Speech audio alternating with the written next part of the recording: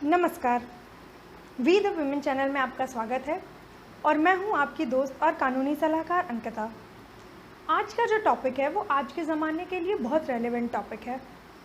जैसा कि हम सब जानते हैं कि आजकल ज़्यादातर महिलाएं कामकाजी होती हैं, तो इसीलिए आज का टॉपिक भी उन्हीं से संबंधित है।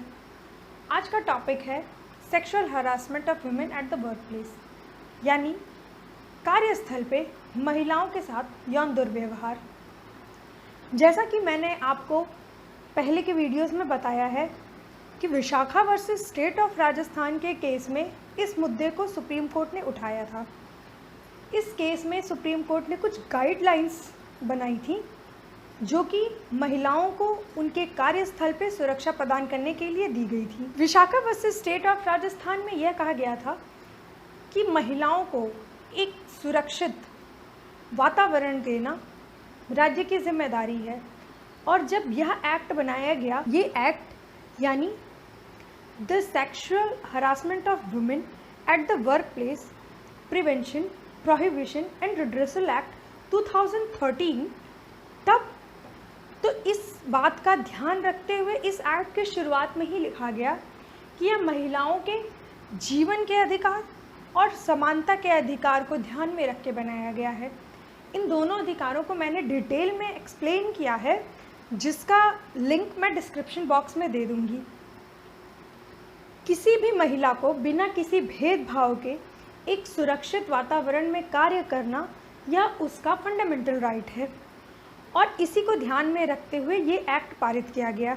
जैसा कि हम सब जानते हैं कि भारत संयुक्त राष्ट्र का एक सदस्य देश है, तो एक कन्वेंशन था जिसका नाम था convention on elimination of all form of discrimination. मतलब कि किसी भी तरह का कोई भी भेदभाव उसको अलग करना। भारत का यूनाइटेड नेशन के मेंबर होने के नाते इस उद्देश्य की पूर्ति के अंतर्गत भी यह एक्ट पारित किया गया। अब हम इस एक्ट को डिटेल में समझने की कोशिश करेंगे, जिसके लिए हमें इस एक्ट को इसके 4 पार्ट्स में समझना पड़ेगा। तो जो पहले पार्ट में हम समझेंगे, हम वह ये समझेंगे कि वर्क प्लेस क्या है और सेक्सुअल हरासमेंट क्या है, यानी इस एक्ट के अंतर्गत वर्क प्लेस और सेक्सुअल हरासमेंट को क्या डिफाइन किया गया है। दूसरे पार्ट में हम समझेंगे कि एक एम्प्लॉयर की ड्यूटी क्या है, यानी जो आपको काम देने वाला है, आपका जो मालिक है, अगर आप उसके यहाँ कार्य करते हो तो उसकी कुछ कर्तव्य हैं ताकि वह एक ऐसा सुरक्षित माहौल अपनी फीमेल एम्प्लॉयज़ के लिए बना सके। वह ड्यूटी क्या क्या है।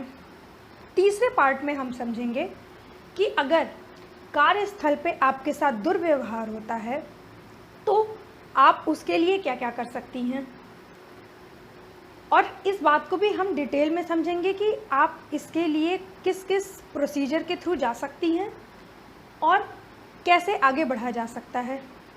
चौथा है जो कवर करता है पेनल्टी एंड कंपनसेशन, यानी अगर आपकी जो कंप्लेन है वह सत्य साबित हुई तो इस चीज़ के लिए आपको न्याय स्वरूप क्या क्या कंपनसेशन यानी मानहानि, क्या क्या पेनल्टी आपके कंपनीज़ पे लगाई जा सकती है, आपके एम्प्लॉयर पे लगाई जा सकती है।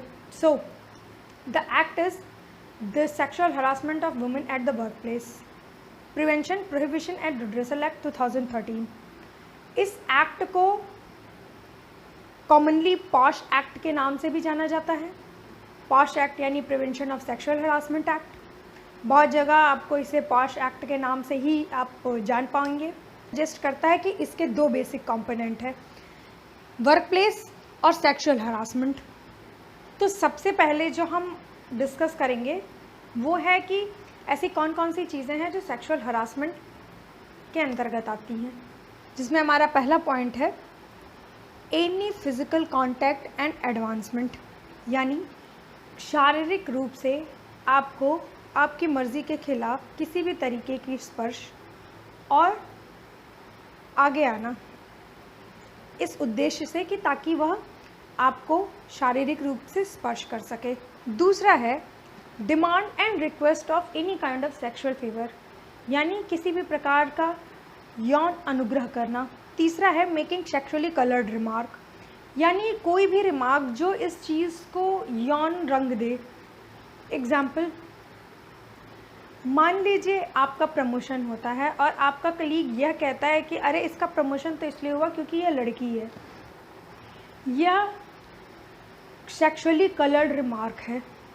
यह कंसिडर किया जा रहा है कि आपकी योग्यता के अनुसार नहीं, आपको किसी सेक्सुअल फेवर या किसी अन्य तरीके से आपको प्रमोशन मिला है, ऐसे रिमार्क करना भी सेक्सुअल कलर्ड रिमार्क में आता है।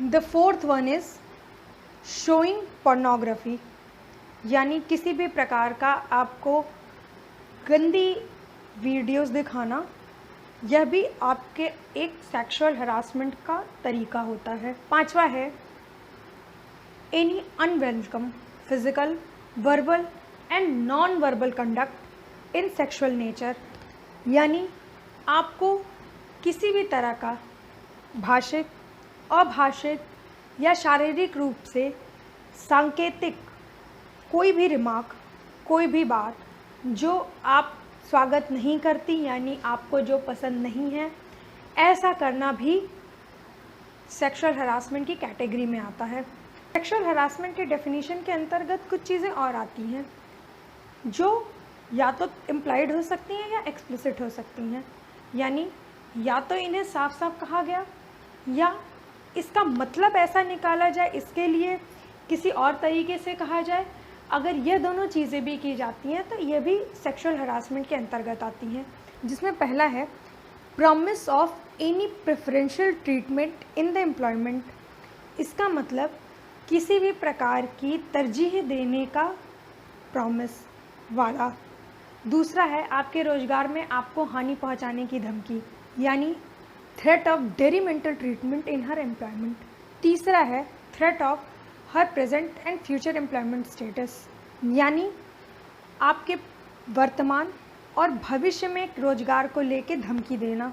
चौथा है बार बार काम में दखल देना या ऐसा वातावरण बनाना कि जहां आपका काम करना मुश्किल हो जाए, इसे कहते हैं इंटरफियरिंग इन हर वर्क और क्रिएटिंग एंड इंटिमिडेटिंग और ऑफेंसिव और हॉस्टाइल वर्क एनवायरनमेंट है। Treatment likely to affect her health and safety, यानी आपकी सुरक्षा और स्वास्थ्य पे जो भी चीज़ अनुचित प्रभाव डाले।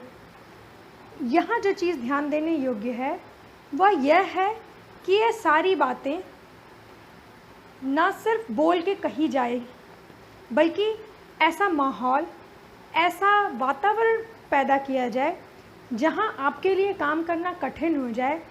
यह सारी चीज़ें भी इस एक्ट के अंतर्गत आती हैं और सेक्सुअल हरासमेंट के डेफिनेशन के अंतर्गत आती हैं। अब हम समझने की कोशिश करते हैं दूसरा important factor of this act, जो कि है वर्क प्लेस। इसकी इम्पॉर्टेंस इसलिए है कि हम जिस जगह काम कर रहे हैं क्या वह जगह वर्क प्लेस के डेफिनेशन के अंदर आती है, और अगर वर्क प्लेस के डेफिनेशन के अंदर हमारी काम करने वाली जगह आती है तो यह एक्ट हम पे लागू होगा।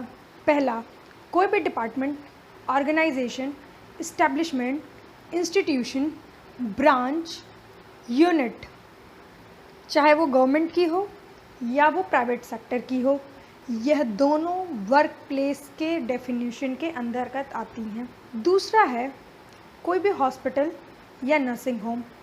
उसके बाद जो आता है कोई भी sports institution, stadium, game venue, sports complex, चाहे वो ट्रेनिंग के लिए यूज़ हो रहा हो या रेजिडेंशियल पर्पस के लिए या बिना किसी ट्रेनिंग या रेजिडेंशियल पर्पस के लिए।